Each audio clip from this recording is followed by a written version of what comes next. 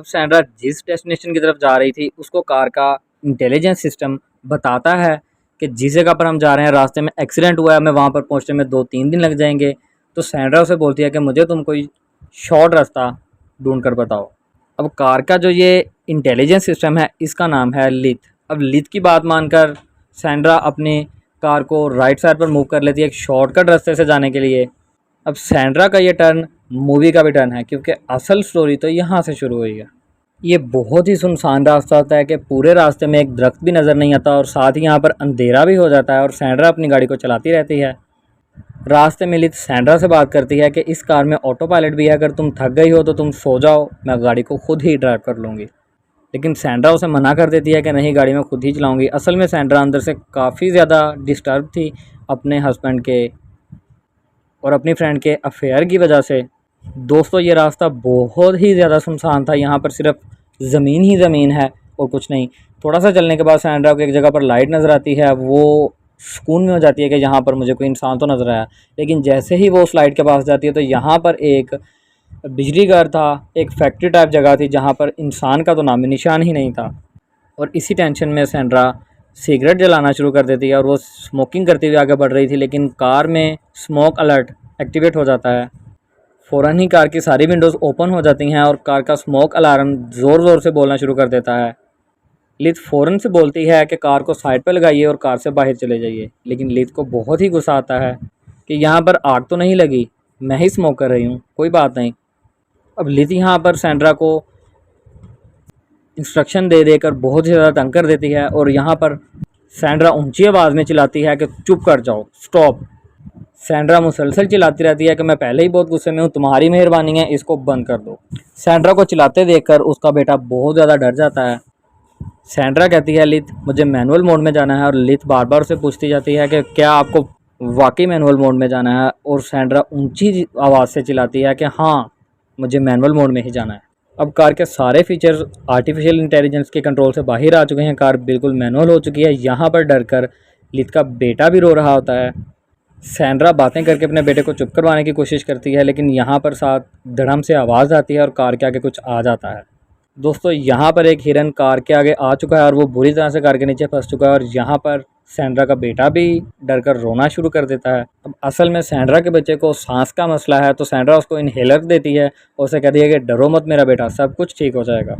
Sandra अपने बेटे को अपना मोबाइल निकाल कर देती है कि बेटा आप अपनी मर्ज़ी की यहाँ पर गेम खेलो, वीडियोज़ देखो, और मामा बस अभी बाहर गई और हिरन को साइड पर हटाकर आती हैं। अब अपने बेटे को कहकर सैंड्रा जैसे ही कार से बाहर निकलती है और बाहर आकर वो देखती है कि हिरन बहुत बुरी तरह से कार के पहिए के साथ फंस चुका है। सैंड्रा बहुत ज़्यादा डिप्रेस हो जाती है और वो अपने माथे पर हाथ रख के चिल्लाती है कि आज ही मेरे साथ ये सब कुछ क्यों हो रहा है। इतनी ही देर में कार का वार्निंग अलार्म भी बोल रहा होता है कि कार के डोर्स ओपन है, इन्हें बंद करिए, और सैंड्रा आवाज़ देती है चिल्ला करके कि तुम थोड़ी देर के लिए चुप नहीं कर सकते क्या। अब सैंड्रा को समझ में आ गई है कि कार को आगे चलाने के लिए इस हिरन को साइड पे हटाना पड़ेगा, और सैंड्रा उस हिरन को हटाने की कोशिश कर रही होती है और यहाँ पे अंदर उसका बेटा अपनी गेम्स खेलता खेलता उस कार की ऐप को ओपन कर देता है और कार साथ ही कार की जो आर्टिफिशियल इंटेलिजेंस है वो उसके मोबाइल के साथ कनेक्ट हो जाती है। अब वो बच्चा मोबाइल यूज़ करते करते कार के इंटेलिजेंस सिस्टम को ऑन कर देता है और यहाँ पर हम लोग कार के सारे ही दरवाजे और विंडोज़ हर चीज़ लॉक हो जाती है। विंडोज़ और दरवाजे बंद होने की आवाज़ सुनकर सैंड्रा का तो दिल ही जैसे बाहर आ गया हो और वो भागकर अपनी कार के पास आती है। अब कार की सारी विंडोज़ लॉक होने से पहले पहले सैंड्रा उस छड़ी को जो उसके हाथ में थी, उस लकड़ी को उसमें घुसा देती है, लेकिन यहाँ पर टाइम 1 मिनट गुजर जाता है और साथ ही कार की जो विंडोज़ हैं वो इतनी ज़ोर से ओपन होती हैं कि वो लकड़ी भी टूट जाती है और कार अंदर से लॉक हो जाती है। अब सैंड्रा अपने बेटे को आवाज़ें दे रही होती है, कार के इर्द गिर्द घूम रही होती है बड़ी ज़ोर ज़ोर से और बड़ी परेशान होती है। अपने बेटे को कह रही होती है कि बेबी प्लीज़ मोबाइल से वो वाला बटन प्रेस करो, लेकिन उसका बेटा तो 2 साल का है, उसको अपनी माँ की बात की समझ कहाँ आ रही थी। सैंड्रा उस बच्चे को इशारों से समझा रही होती है कि किस तरह से कार को अनलॉक करना है। उस बच्चे के हाथ से मोबाइल स्लिप होकर नीचे गिर जाता है, लेकिन अब वो बच्चा उस मोबाइल को उठा भी नहीं सकता क्योंकि सैंड्रा ने उसको सीट बेल्ट के साथ बांध कर रखा था। सैंड्रा बहुत ही ज़्यादा परेशान होती है और उस पर खुद पर गुस्सा भी बहुत आ रहा था। यहाँ पर आकर वो ऊंची आवाज़ से चिल्लाती है कि लिथ प्लीज़ कार को अनलॉक कर दो, प्लीज़ लिथ कार को अनलॉक कर दो। उसे बार बार आवाज़ देकर कह रही होती है कि लिथ मेरी बात सुन रही हो कि नहीं सुन रही, मैं सैंड्रा हूँ, मेरा बच्चा कार के अंदर है, प्लीज़ दरवाज़ा खोल दो।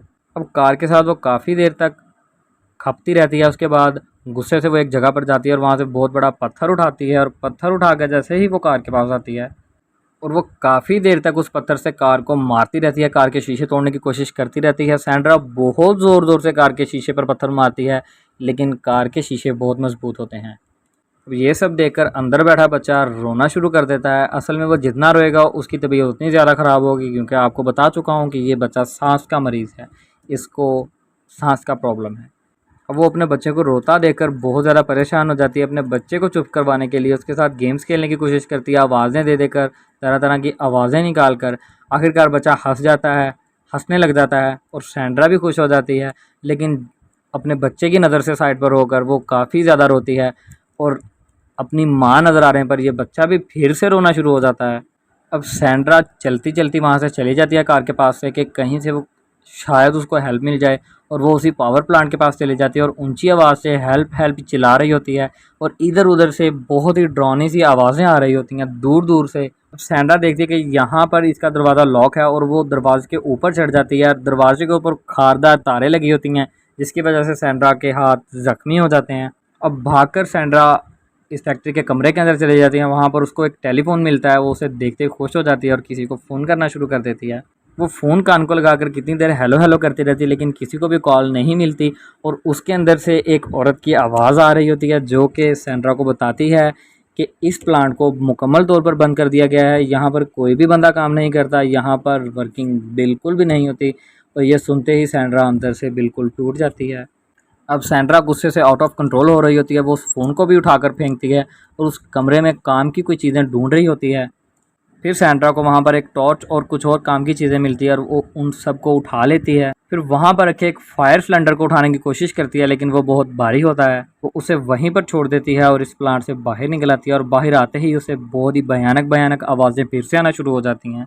वो टॉर्च घुमाकर इधर उधर देखती है, तो अचानक से उसका किसी चीज़ पर ध्यान पड़ता है, जो कि हमें नहीं दिखाई जाती, और वो डर कर वहाँ से भागती हुई अपनी कार के पास आ जाती है। और अपने कार के पास आकर वो डर के मारे कार के ऊपर चढ़ के बैठ जाती है। सैंड्रा का बेटा अंदर से बैठा माँ को देखकर खुश हो रहा होता है, वो मम्मी मम्मी कहकर चिल्ला रहा होता है और खुश हो रहा होता है। और सैंड्रा की यहाँ पे डर के मारे जान निकली होती है। वो इधर उधर टॉर्च मार कर देख रही होती है कि कहीं मेरे आसपास कोई है तो नहीं। फिर साथ ही वो देखती है कि वहाँ पर एक जंगली कुत्ता होता है, जो कि सैंड्रा को अपना शिकार बनाने के लिए उसके पीछे पड़ जाता है। अब सैंड्रा काफ़ी कोशिश करती है उस कुत्ते से बचने के लिए। सैंड्रा के हाथ में एक हथौड़ा होता है, वो उस हथौड़े को कार के ऊपर मारना शुरू कर देती है ज़ोर ज़ोर से, जिसकी वजह से कार का अलार्म चालू हो जाता है, और वो कुत्ता अलार्म की आवाज़ से डरकर वहाँ से भाग जाता है। फिर सैंड्रा देखती है कि उसके बच्चे की तबीयत ख़राब हो रही थी, उसको सांस का प्रॉब्लम हो रहा था। वो फिर अपने बच्चे को कहती है कि बेटा थोड़ा सा खींच कर सांस लो, हाँ मेरा बेटा ऐसे ही सांस लो। वो अपने बेटे को बहला रही होती है कि उसकी तबीयत ज़्यादा ना ख़राब हो। फिर सैंड्रा बेचारी को कुछ भी समझ नहीं आ रही होती कि वो क्या करे। फिर वो कार के पास अगली साइड पर जाकर सिगरेट पीना शुरू कर देती है। वो बेचारी सोचती सोचती कार के बोनट पर लेट जाती है, और लेट कर वो आसमान को देखने लग जाती है। वो सोचती है कि क्या मेरा हस्बैंड मुझे लेने आएगा। फिर वो सोचती है कि यहाँ पर तो सिग्नल भी नहीं आ रहे। फिर वो खुद को तसल्ली देने के लिए कहती है कि मेरे हस्बैंड मुझे बचाने के लिए ज़रूर आएंगे, वो मुझे ढूंढते ढूंढते ज़रूर आएंगे। फिर उसे एक बात याद आती है कि उसने यहाँ पर मुड़ते हुए एक बोर्ड देखा था, उस ओर पर एयरपोर्ट लिखा हुआ था। फिर उसे याद आता है कि हाँ उसके ऊपर एयरपोर्ट ही लिखा हुआ था। फिर वो बहलाने के लिए अपना दिल अपने बेटे को आवाज़ देकर कहती है कि बेटा यहाँ पर थोड़ा दूर ही एक एयरपोर्ट है, वहाँ से हमें मदद मिल जाएगी। वो बात करती करती जब टॉर्च चला कर देखती है तो वहाँ पर उसका बेटा नहीं होता। ये देखकर घबराते हुए वो गाड़ी से नीचे उतर आती है। फिर सैंड्रा को पता चलता है कि कार का एक तरफ का दरवाज़ा खुला है। वो टॉर्च मार कर देखती है तो कार के अंदर उसका बेटा नहीं होता, लेकिन वो जैसे ही दूर एक पत्थर से के ऊपर देखती है तो वहाँ पर उसका बेटा बैठा होता है। वो घबरा कर उसके पास जाने लगती है, तो साथ ही उसकी आँख खुल जाती है। असल में वो कार के बोनट पर लेटी हुई ख्वाब देख रही थी, एक सपना देख रही थी, क्योंकि वो सो चुकी थी। फिर वो उठकर अपने बेटे को देखती है, जो कि बिल्कुल ठीक होता है और कार के अंदर ही बैठा होता है। लेकिन कार के अंदर बहुत ही गर्मी होती है, क्योंकि बाहर की सारी गर्मी भी कार के अंदर जा रही थी। फिर वो अपने बेटे को कहती है कि अपनी जैकेट उतार दो। उसे कहती है वो देखो वो जिप है, उस जिप को खोलो। लेकिन उस बेचारे को क्या पता कि कौन सी जिप और उस जिप को कैसे खोलना है। सैंड्रा ने सीट बेल्ट लगाकर अपने बेटे को बहुत ही टाइट बांधा हुआ था, वो भी चिड़चिड़ा होना शुरू हो जाता है। फिर सैंड्रा देखती है कि वो कुछ नहीं कर पा रही, और फिर वो सोचती है कि यहाँ पे पास जो एयरपोर्ट है क्यों ना वहाँ से मदद लाई जाए। फिर सैंड्रा देखती है कि कार के अंदर तो गर्मी बढ़ती ही जा रही है। फिर वो अपनी शर्ट उतार कर कार के सनरूफ के ऊपर रख देती है। ताकि उसके बेटे तक गर्मी कम जाए। फिर वो अपने बेटे को कहती है कि बेटा मैं यहाँ से पास में ही जाकर मदद दे के जाती हूँ, और उसके जाते ही बेटा उसका रोना शुरू कर देता है। लेकिन सैंड्रा के पास कोई और रास्ता नहीं होता, बेचारी दिल पर पत्थर रख के वहाँ से निकल जाती है। अब सैंड्रा एयरपोर्ट ढूंढने के लिए चलती जा रही थी। यहाँ पर गर्मी भी बहुत ज़्यादा है। सैंड्रा काफ़ी घंटे चलती जाती है। यहाँ पर गर्मी की वजह से उसका बुरा हाल हो गया था। फिर वो खुद को समझाने के लिए सोच रही थी कि जब हम घर वापस जाएंगे तो हमारे पास एक सुपर स्टोरी होगी बताने के लिए। फिर चलते चलते वो इसी तरह सोच ही रही थी कि आखिर वो घर पहुंच तो जाएगी ना। फिर उसे एक नदी की आवाज़ आती है, और जैसे ही वो भाग कर जाती है तो उसे नदी मिल जाती है। वो वहाँ पर पानी से फ्रेश होती है और पानी पी भी लेती है, लेकिन वो सोचती है कि मुझे अपने बेटे को किसी भी तरह से बचाना चाहिए। यहाँ पर आगे पथरीला रास्ता शुरू हो जाता है, लेकिन सैंड्रा चलती रहती है, वो आगे चलती ही रहती है। अब सैंड्रा को वो बोर्ड नज़र आ जाता है। वो बोर्ड को देखकर बहुत ज़्यादा खुश हो जाती है, और जैसे ही वो बोर्ड को क्रॉस करके अगली साइड पर जाती है तो यहाँ पर देख के उसको एक बहुत बड़ा धचका लगता है, क्योंकि ये एयरपोर्ट भी काफ़ी अर्सा पहले बंद कर दिया गया है। लेकिन यहाँ पर एक प्लेन बंद खड़ा हुआ है, लेकिन प्लेन को देखकर सैंड्रा उसके पास जाने की कोशिश करती है। फिर सैंड्रा उस प्लेन के अंदर चली जाती है, क्योंकि ये प्लेन भी काफ़ी अरसे से खड़ा हुआ था। वो वहाँ पर कुछ काम की चीज़ें ढूंढना शुरू कर देती है, लेकिन वहाँ पर उसको शराब मिलती है और वो थोड़ी सी पी लेती है। यहाँ पर वो मायूस होकर एक साइड पर चेयर पर बैठ जाती है। फिर वो सोच रही थी कि वो क्या करे। उसके हाथ में एक शराब की बोतल है और लाइटर है। फिर वो वहाँ से कुछ टायर निकालती है और उनको आग लगाकर वहाँ पर जला देती है। सैंड्रा का आइडिया ये था कि उस आग के धुएं से कोई ना कोई तो मुझे बचाने के लिए यहाँ पर आ ही जाएगा। फिर वो वापस जाना शुरू कर देती है। फिर चलते चलते वो नदी के पास पहुँच जाती है और कैन में फिर से पानी भर लेती है। वो कैन बहुत भारी था, उसको पकड़कर इतने घंटों चलना बहुत मुश्किल काम था। लेकिन सैंड्रा बेचारी किसी भी तरह से उस कैन को लेकर वहाँ से चलती जाती है, और चलती चलती जैसे ही वो अपनी कार के पास पहुँचती है, उसको कार नज़र आती है। देखती है कि उसकी शर्ट जो उसने कार के सनरूफ पे डाली थी वो एक साइड पर गिरी पड़ी थी। फिर उसे अपने बेटे की बहुत फ़िक्र होती है। वो जल्दी जल्दी से वहाँ से उस कैन को उठाती है और भाग के कार के पास जाती है। फिर वो अपने बेटे को देखती है, जो कि गर्मी की वजह से बेचारा बहुत ही बुरा हाल हो गया। उसका चेहरा बिल्कुल ही लाल हो चुका है। अपने बच्चे की जान बचाने के लिए वो कार के ऊपर वो सारा पानी डाल देती है, ताकि अंदर का टेम्परेचर नॉर्मल हो सके। अब वो अपने बेटे को देख रही होती है। असल में वो बच्चा जो है ये अंदर गर्मी की वजह से बेहोश हो चुका था, लेकिन सैंड्रा को बाहर उसकी हालत का क्या पता। वो बहुत कोशिश करती है कि किसी तरह से अपने बच्चे को जगा ले। वो उसको आवाज़ें भी देती है। फिर सैंड्रा के जहन में एक बात आती है कि जब ही वो स्मोक कर रही थी तो कार की विंडोज़ फ़ौरन से खुल गई थी। फिर वो सोचती है कि कार के अंदर किसी भी तरह से अगर धुआं पहुंचाया जाए तो शायद इसकी विंडो खुल जाए। फिर वो वहां से आग जलाती है, जो कि कार के फ्रंट साइड पर जहां पे रेडिएटर होता है वहां से धुआं अंदर पहुंचाने की कोशिश कर रही होती है। वो बेचारी काफ़ी देर मेहनत करती रहती है कि धुआं कार के अंदर पहुंच जाए। असल में धुआं कार के अंदर जा भी रहा था, लेकिन सैंड्रा इस बात को भूल चुकी थी कि कार का इंटेलिजेंस सिस्टम तो बिल्कुल ऑफ है, कार तो मैनुअल मोड में है। जब सैंड्रा के जहन में ये बात आती है तो उसको खुद पर बहुत ज़्यादा गुस्सा आता है। वो फ़ौरन से पानी डालकर उस आग को बुझा देती है। उसे खुद पर और उस कार पर बहुत ज़्यादा गुस्सा आता है। सैंड्रा के हाथ में जो लोहे का पाना था वो उसको कार के ऊपर ज़ोर ज़ोर से मारना शुरू कर देती है। फिर उसे थोड़ी दूर से एक कार आना दिखाई देती है। जब वो उस कार की तरफ देखती है तो उसमें उसका पति और वो खुद होती है, और वो देखती है कि वो खुद सैंड्रा कार के अंदर से निकल कर रो रही थी कि मैंने यहाँ पर ही अपने बच्चे को खोया है। फिर सैंड्रा को रोते हुए जब उसका शोहर चुप करवाने के लिए आता है तो वो फिर रोते हुए अपने हस्बैंड को दिखा देती है कि इसकी वजह मैं नहीं, इसकी वजह तुम हो। कट करके दिखाते हैं कि ये भी एक सपना होता है। असल में दोस्तों यहाँ पर सैंड्रा की आंख लग गई थी और वो सो गई थी, जिसमें उसने वो सपना देखा। फिर वो जल्दी से कार के पास आती है और आकर अपने बेटे को देखती है, और यहाँ पर साफ साफ नज़र आ रहा था कि उसके बेटे की गर्मी की वजह से जान निकल रही है आहिस्ता आहिस्ता से। सैंड्रा अपने बेटे को देखकर बहुत ज़्यादा रोना शुरू कर देती है, लेकिन तभी उसकी नज़र पड़ती है कि उसके बेटे के हाथ की एक फिंगर हिलती है, तो साथ ही उसकी जान में जान आती है। अब सैंड्रा सोच रही थी कि किसी तरह से मैंने अपने बच्चे को बचाना ही बचाना है। अभी वो सोच रही थी कि पीछे से उसे फिर आवाज़ आती है और वो मुड़कर देखती है, और वो जंगली कुत्ता फिर उस पर हमला करने के लिए उसके पीछे खड़ा था। अब कुत्ता कार पर अटैक करने के लिए सैंड्रा की तरफ भागता है, और सैंड्रा बहुत परेशान खड़ी हुई सोच रही होती है कि मैं इसे किस तरह बचूं। वो कार के ऊपर चढ़ने लगी थी, लेकिन कार बहुत ही ज़्यादा गर्म थी, और सैंड्रा जल्दी से कार के नीचे चली जाती है, और कुत्ता कार के चारों तरफ भाग रहा होता है सैंड्रा पर हमला करने के लिए। फिर कुत्ता सैंड्रा को छोड़कर उस हिरन के पास चला जाता है। वो उस हिरन को घसीटने की कोशिश करता है। असल में उस हिरन की वजह से ही कार वहाँ पर अटकी हुई थी। जैसे ही वो हिरन निकलेगा कार पीछे की तरफ सरकना शुरू हो जाएगी। अब इसी तरह से ये कुत्ता उस हिरन को वहाँ से खींच लेता है और खींच कर घसीट कर वहाँ से ले जाता है और सैंड्रा जल्दी से कार के नीचे से बाहर निकलती है। सैंड्रा कार को पीछे से धक्का लगाकर रोकने की कोशिश करती है क्योंकि कार पीछे की तरफ सरक रही थी, लेकिन कार इतनी ज़्यादा गर्म थी कि उसका हाथ जल जाता है। अब सैंड्रा बहुत कोशिश करती रहती है कार को रोकने के लिए। कार बहुत ज़्यादा गर्म थी, लेकिन फिर भी आखिर वो एक माँ थी, वो कार को रोकने की कोशिश करती रहती है। लेकिन फिर एक पत्थर का टुकड़ा आ जाता है कार के टायर के आगे, जिसकी वजह से कार थोड़ी देर के लिए रुक जाती है। अब सैंड्रा रोती हुई इस पहाड़ के एज पर जाती है और वहाँ पर घुटने टेकर रोना शुरू कर देती है। वहाँ पर वो अपने बच्चे के बारे में सोचकर बहुत ज़्यादा रोती है। अब दूसरी तरफ कुत्ता उस हिरन को खा रहा था और सैंड्रा बैठी सोच रही थी कि मुझे कुछ ना कुछ तो करना ही पड़ेगा।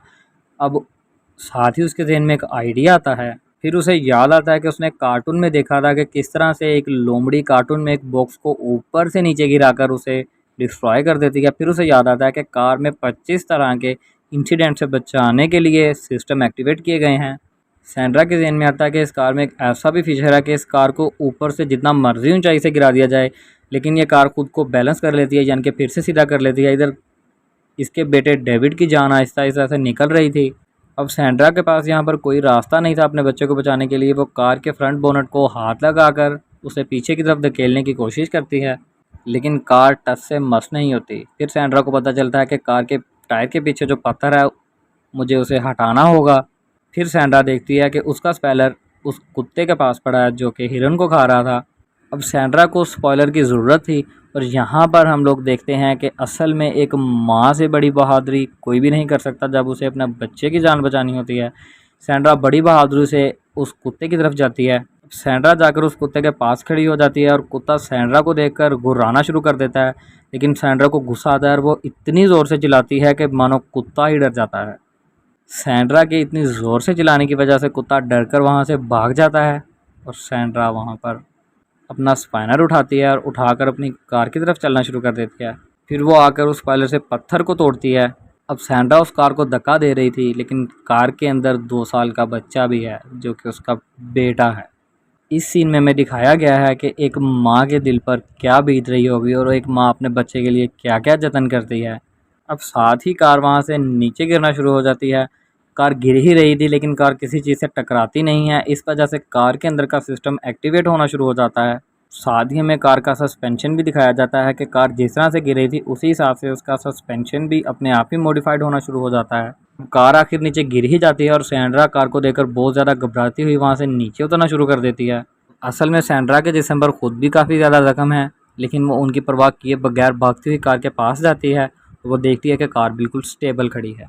सैंड्रा रोती हुई भागकर कार के पास जाती है और देखती है कि कार के इस काम की वजह से उसका दरवाज़ा अनलॉक हो चुका है।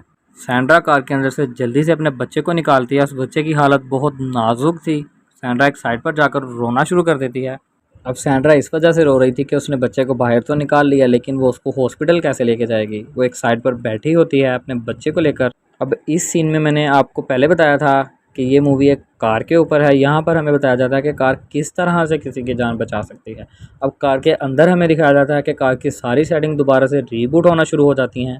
थोड़ी ही देर में दोस्तों कार के अंदर से सिग्नल की आवाज़ आती है कि वो अब ड्राइव के लिए रेडी है और सैंड्रा आकर कार के अंदर बैठ जाती है। फिर सैंड्रा कार को स्टार्ट करती है तो साथ ही लित की आवाज़ आती है कि गुड इवनिंग मैम।